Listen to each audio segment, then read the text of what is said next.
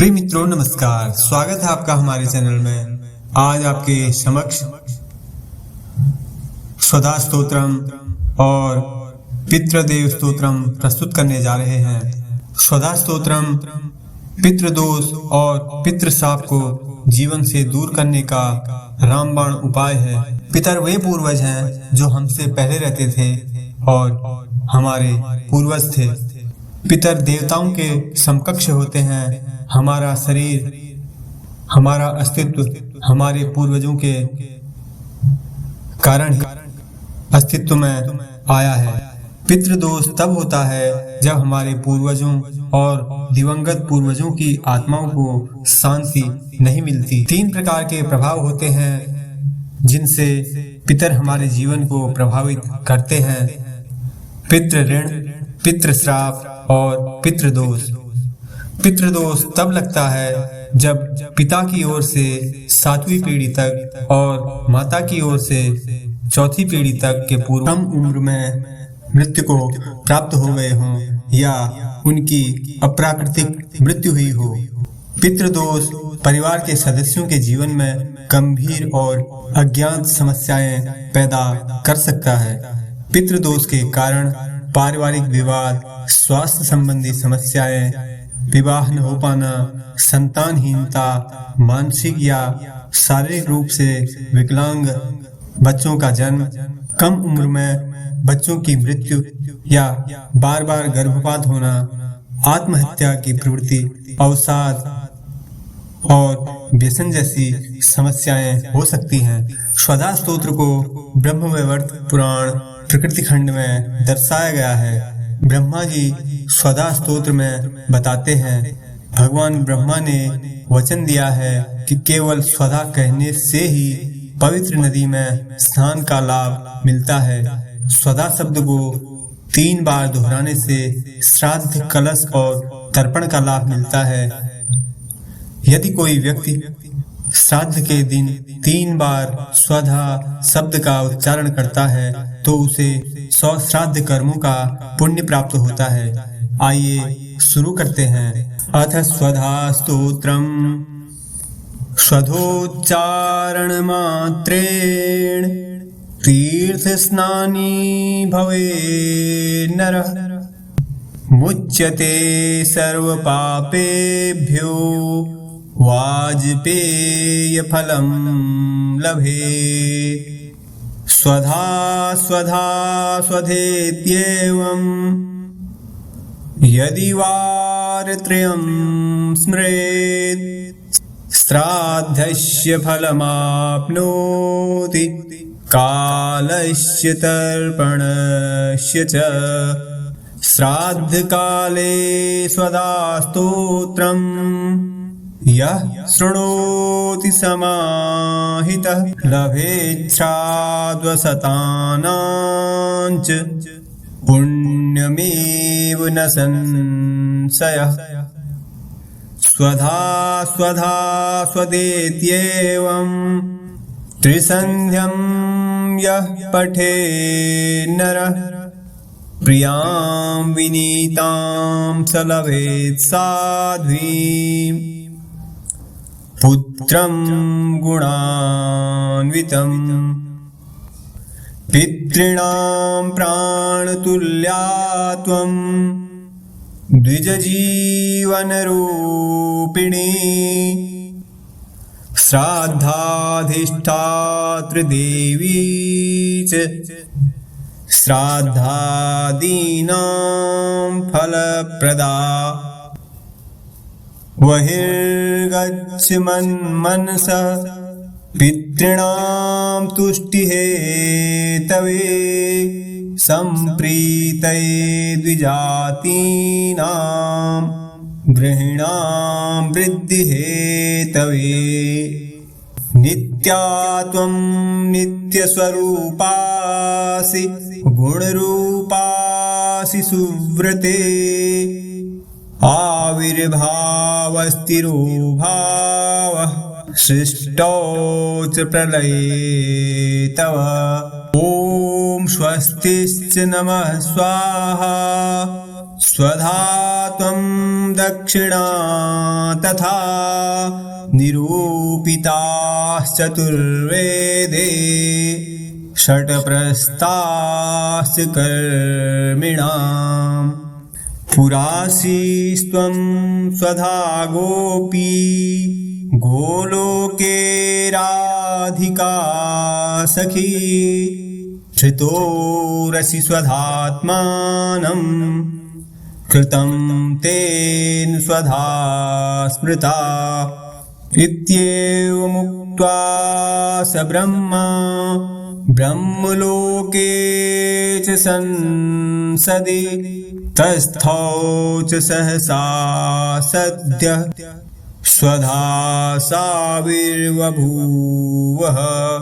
तदा पितृभ्यः प्रददौ तामेव कमलाननाम् तां सम्प्राप्य ययुस्ते च पितरश्च प्रहर्षिताः स्वधास्तोत्रमिदं पुण्यं यः शृणोति समाहितः स स्नातु सर्वतीर्थेषु वेदपाठफलं लभेत्। ओम इति श्री ब्रह्मवैवर्त महापुराणे प्रकृतिखण्डे ब्रह्माकृतं स्वधास्तोत्रं सम्पूर्णम्। अथ पितृदेव स्तोत्रम्। अर्चितानां मूर्तानां पितॄणां दीप्ततेजसां नमस्यामि सदा तेषां ध्यानिनां दिव्यचक्षुषाम् इन्द्रादीनां च नेतारो दक्षमारीचयोस्तथा सप्तर्षीणां तथान्यसां तान् नमस्यामि कामदान् मन्वादीनां च नेतारः सूर्याचन्द्रमसोस्तथा तान् नमस्याम्यहं सर्वान् पितृनप्युदधावपि नक्षत्राणां ग्रहाणां च वायवग्न्योर्भस्तथा द्यावा पृथिवोऽव्योश्च तथा नमस्यामि कृताञ्जलि देवर्षीणां जनित्रंश्च सर्वलोकनमस्कृतान् अक्षयस्य सदा दात्रन्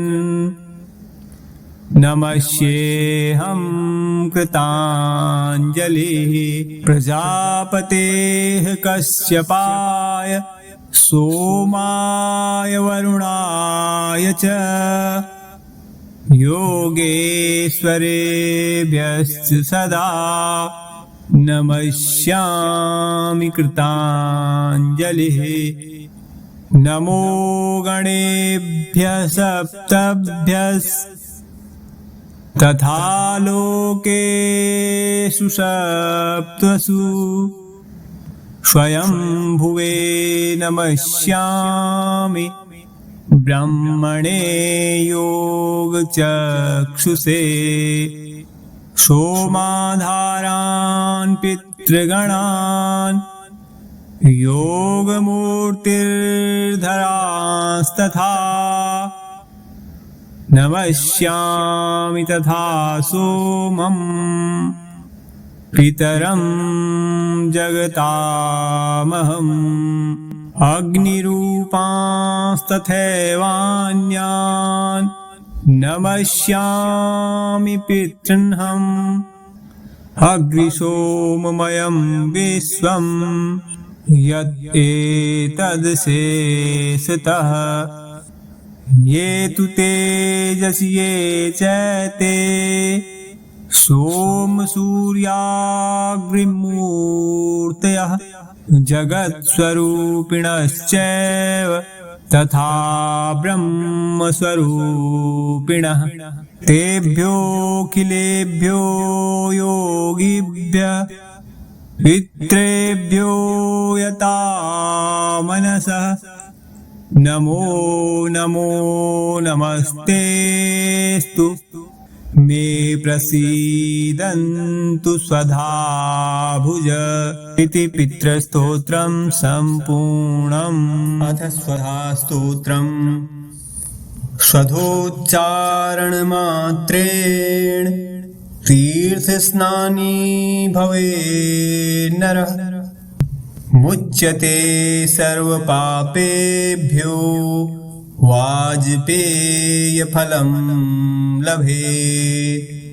स्वधा स्वधा स्वधेत्येवं यदि वारत्रयं स्मरेत् श्राद्धस्य फलमाप्नोति कालस्य तर्पणस्य च।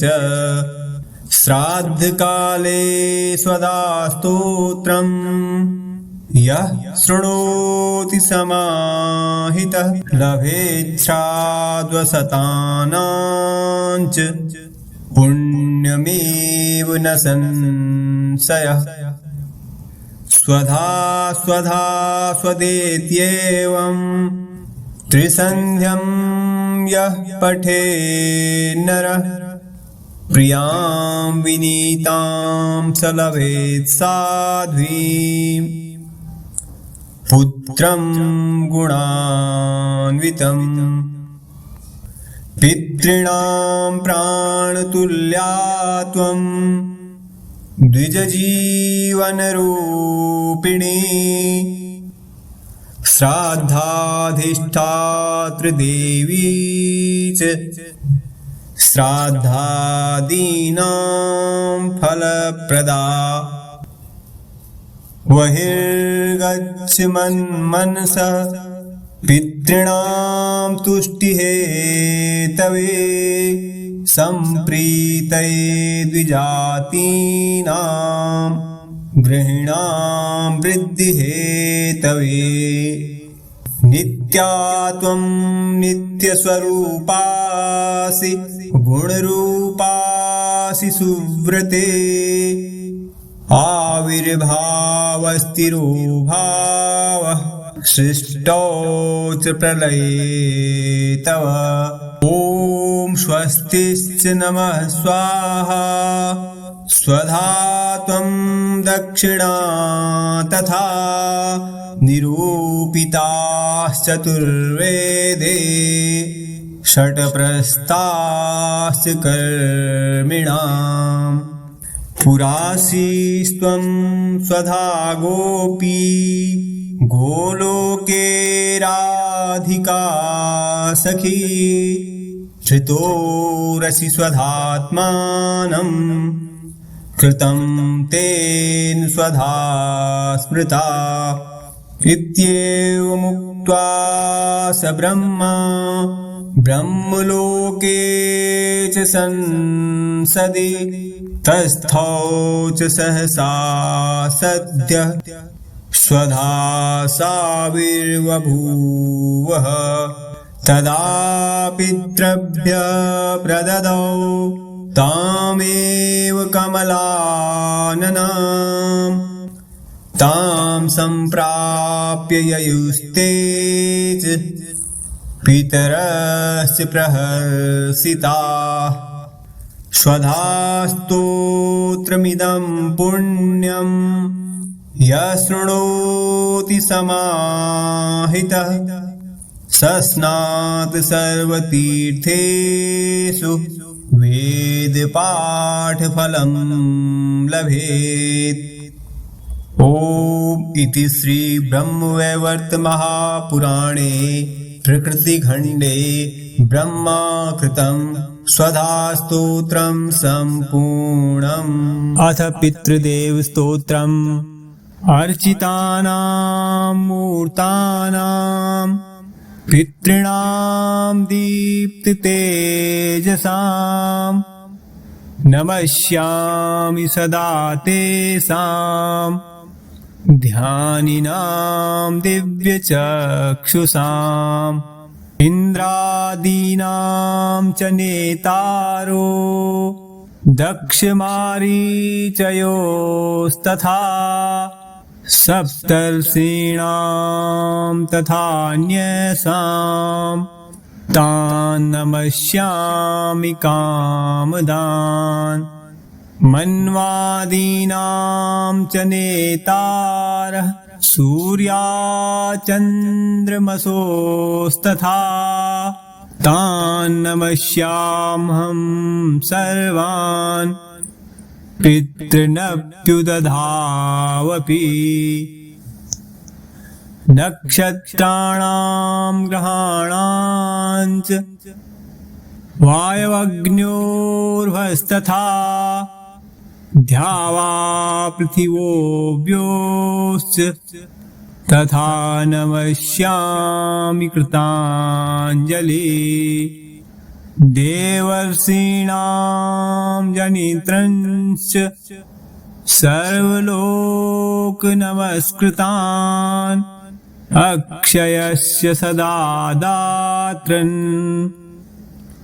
नमस्येऽहं कृताञ्जलिः प्रजापतेः कश्यपाय सोमाय वरुणाय च योगेश्वरेभ्यश्च सदा नमस्यामि कृताञ्जलिः नमो गणेभ्यः सप्तभ्यस्तथा लोकेषु सप्तसु स्वयंभुवे नमस्यामि ब्रह्मणे योगचक्षुषे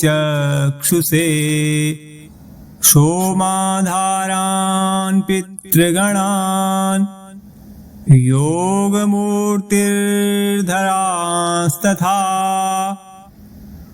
नमस्यामि तथा सोमम् पितरं जगतामहम् अग्निरूपांस्तथैवान्यान् नमस्यामि पितॄन्हम् अग्निसोममयं विश्वं यत् एतदशेषतः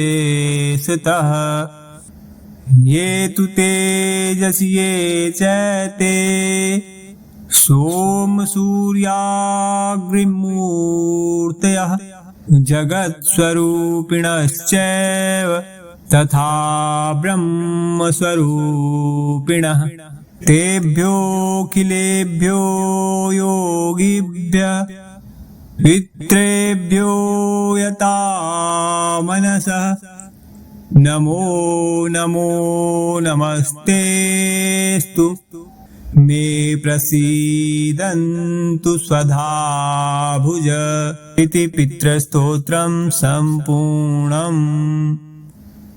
आज के संकलन में इतना ही। मिलते हैं एक और वीडियो में, तब तक के लिए जय हिंद जय भारत।